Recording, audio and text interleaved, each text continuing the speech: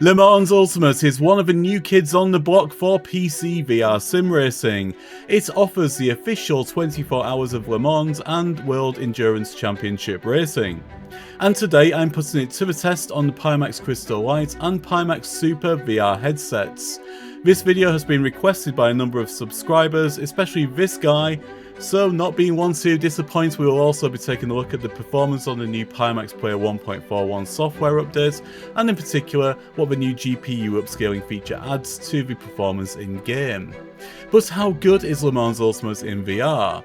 Is this better in VR than iRacing? It's time to find out right after this.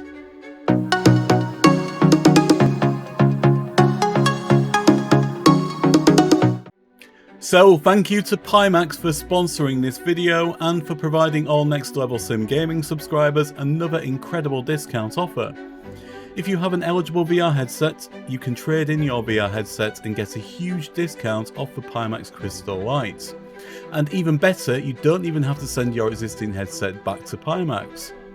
Use the link in the video description and this will take you straight to the Pimax site, where you can simply submit your current VR headset information, such as the Quest 3, and Pimax will review your submission normally within 2 working days and get back to you with a unique discount code.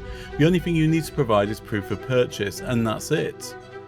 And if that's not enough, to reward your loyalty as a Next Level Sim Gaming subscriber, you can also use the code NLSimGaming_gift, and Pimax will also include a bonus gift such as DMAS headphones or a top strap or facial foam. I'm sure you will agree this is an absolutely unbelievable offer, so click the link, submit your proof of purchase, and Pimax will send you back your offer to upgrade. And that's not all. If you don't have an existing VR headset, you can still grab a discount off either a Pimax Super or a Pimax Crystal Light by using the other discount codes and the code NLSimGaming. So everyone's a winner. Now without further ado, let's get straight in and check out Le Mans Ultimate on the Pimax Super.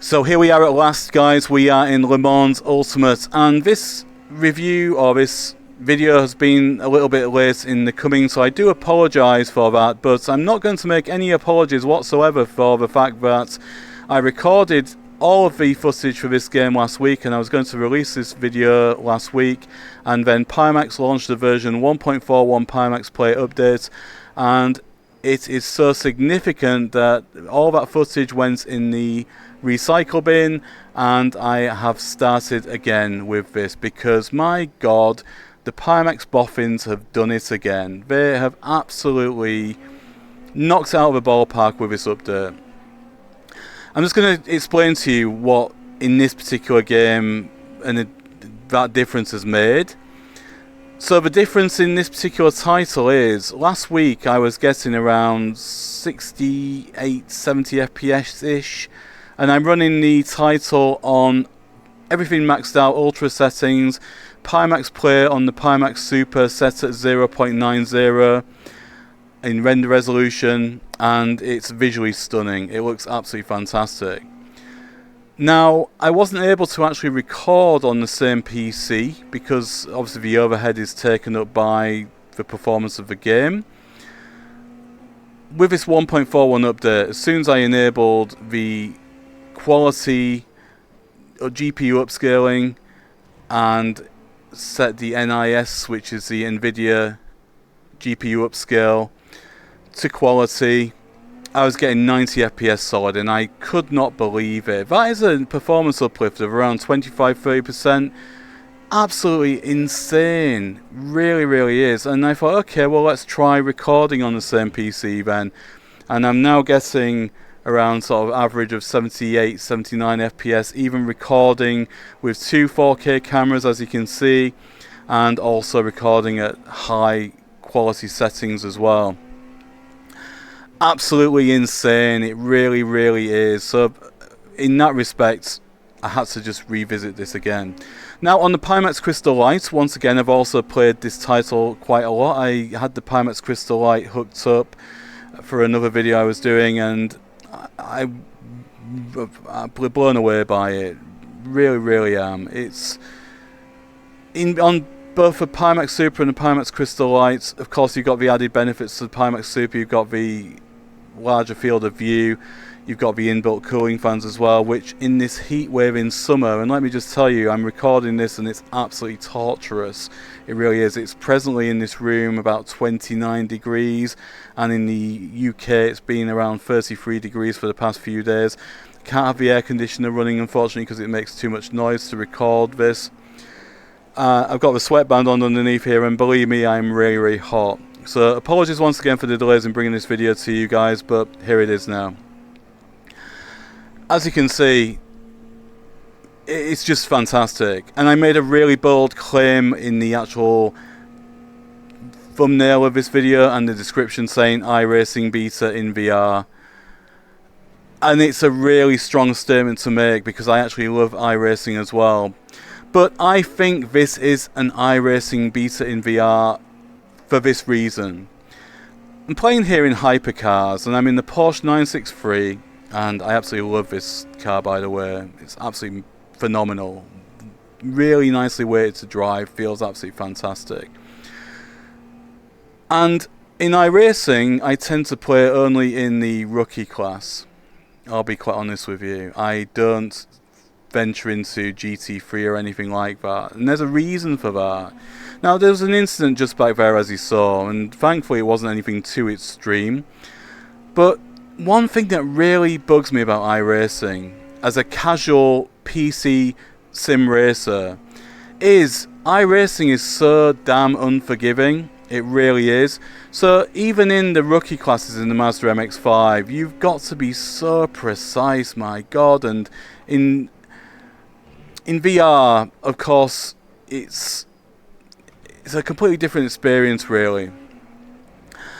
I became very frustrated with iRacing when I tried to progress in iRacing, and I ventured into the Ferrari class, venturing into the GT class, and any slight mistake, I mean, even like I just unfortunately went into the back of that car, then managed to get on the brakes just enough. But if I was iRacing, that would be a game over. I don't believe for 1 minute that in real life, not that I've ever had the joy of obviously being able to drive a GT3 or a hypercar in reality, but I don't believe for 1 minute that they would be that unforgiving for real. Of course, I mean, in this it's knife edge driving, it really is. It feels absolutely electric. And I'm not the only person who are saying that this game is a viable alternative to iRacing. I would perceive that this is a halfway house between Automobilista 2 and iRacing in terms of experience, or it's really difficult to sort of put your finger on, but it just feels fantastic. Now, I'm a guy who works a day job, just like the majority of the viewers of this video, I would imagine, and you just want to come home and you just want to enjoy a race. You don't want the drama of that level of seriousness, I suppose you could say. Of course you want it to be serious, of course you want it to be competitive, but in this you can be a little bit angry, you know, you want to let your aggression out. In iRacing, of course, the safe environment that's represented in iRacing is great. And of course it's pay to play, and there's all the other elements that go with that. But there's some things that really frustrate me about it, and it tends to be other drivers normally, and the fact that you always get the odd idiot on there, which you're going to in any sim racing title. But this is far more accessible, and I think that's the word I'm looking for here. It's far more pick up and play, enjoy, and on the Pimax Super and the Pimax Crystal Light, it's absolute heaven to play. It really is. Now, a number of users have also asked me for what settings I'm using in game, and that's also quite difficult to also represent. So I'm going to put my PC settings on screen, which you'll see now, and these are the settings used in the game. So as you can see, everything is pretty much maxed out here. There's no compromise in terms of turning anything down, because we've got the performance headroom. I mean, getting 77 FPS now, even recording on OBS, using those high quality recording settings I just mentioned. But I'm also going to put my PC specification on screen here as well now. Now, this is why I'm saying it's difficult when people ask what settings are you using in game, because those settings may not work well for you. You know, so even though I have a 5090, I also have a Intel Core Ultra 9 285K, and many people would say, well, that's not the best gaming CPU, but believe me, it's the best content creation CPU and gaming CPU combination, because it allows you to do that massive multitasking overhead of having OBS recording and all the other things that you need to do, as well as playing the game, running at high frame rates and everything else, and supporting the GPU in that process. So that's my answer to that question, really. And this is by far not a serious assault on iRacing or anything else. As mentioned, I love iRacing myself. But I think this game plugs a much needed gap between the cost of entry aspect as well is far lower. Of course, in iRacing, it's a subscription model simulator, and if you want to get into this class of vehicle, you're going to have to obviously buy the cars, and you're going to have to buy the tracks and everything that support that, and it can become very expensive quickly. I've been so impressed with this, I actually purchased the full DLC, all the DLCs in the Steam sale, and I think it only came to around £50. It wasn't really that expensive. You'd be very lucky to see the change out of a couple of tracks in a car in iRacing, whereas in this you are getting so much more. So from a value perspective as well, I think it is better than iRacing, but as mentioned, it's the feel of the game, and that's very difficult to explain. The balance just feels absolutely fantastic in this. It is so well weighted, and of course the customization options are there. One thing that somebody mentioned actually, which I never noticed initially, is that when I change, for example, the traction control bias just here, in VR that doesn't show, but in flat screen it does. So there are a couple of things obviously that do need improvement, and what I mean by that is obviously the animations and everything that go with that. But the feel with the Moser setup I have here is absolutely fantastic. The weighting is really, really nice, and it just feels absolutely fantastic.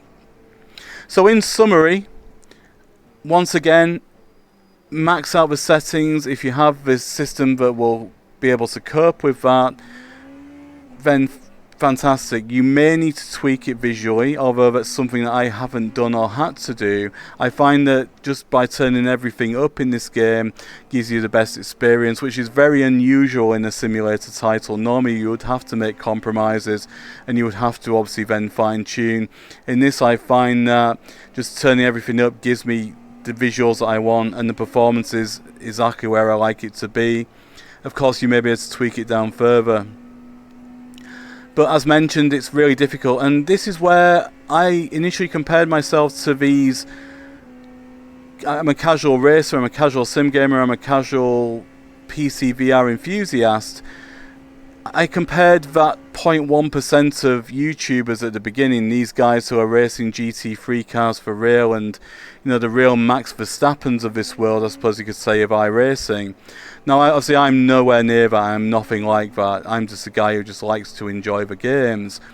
But I suppose in the same respects, that I'm comparing my system, which obviously is a high-end system. There's many people out there who obviously have GPUs that are maybe 4070s, 4080s, and they want to find and tweak the best settings out of the game to get it working. But what I'm getting to here is that Pimax have given you the best tool possible to be able to get the very best out of these games now, and that is that GPU upscaling. So I have a good friend who's called Richard from America, and he has a 4090, and I've been talking about Le Mans Ultimate and talking about the GPU upscaling, and he says, yeah, but you have a 5090, I have a 4090. And I actually really don't believe that that's going to make a tremendous amount of difference. Now, of course, in future videos I'm looking at comparing this technology that's been implemented, the software aspects of it, and seeing what it brings to the table in other games. I've already seen some absolutely fantastic comments in Reddit and everything, with people saying this is a complete game changer that we've all been waiting for. And believe me, I'm basing this on the couple of games that I've already experienced using this, and it really is. So let me know in the comments what your experience of using GPU upscaling is, and what performance uplifts you're getting from other setups. And it will be very interesting to see what uplifts are occurring out there. Now let's take a look at the settings used in game. And as already mentioned, there is no secret formula in my personal setup within this game. It's pretty unique in the respect that it runs visually stunning in VR using all the settings maxed out. One thing that was extremely frustrating that I mentioned was a VR error, which was unable to initialize VR runtime VR server internal error 124. The game would start to launch and then just hang on that screen. Now the resolution for this was to copy and paste the Steam VR.dll file from the Project Cars 2 game in Steam into the root folder of Le Mans Ultimate, and voila, it then works. Now, the Pimax Play update includes a GPU upscaler. I had this set to quality NIS integration, and as stated in the gameplay, the uplift on the 5090 went from around 70 FPS to 85 plus. Now this uplift was huge, and the headroom this left allowed me to actually record the gameplay footage on the main PC rather than using OBS NDI to a secondary gaming laptop used normally for recording gameplay footage. Now on the Pimax Crystal Light, the game runs amazing, and unfortunately this week it's just been too hot in the UK with a heatwave, as you can see, to do a section showing in-game gameplay on the Pimax Crystal Light. But the headset is lower in terms of render resolution, but managed to achieve at 120Hz an impressive 112 FPS, using the same settings on my particular setup. Now this was with the render resolution set to high and all the other settings being the same. On the Pimax Super being far higher in terms of render resolution at 90Hz mode, as already mentioned, it was an incredible experience. Now this Pimax Play update is a truly significant step forward, and I'm really looking forward to using the feature in upcoming videos. So thank you as always for watching, and here are some links to some other videos which you may find of interest, and let me know in the comments how the new Pimax Play 1.41 update works for you, and in particular the GPU upscaling feature, as it would be really good to see some feedback from other users with different system setups as to how well it's working for you. Until next time, take care, and I'll see you in the next video.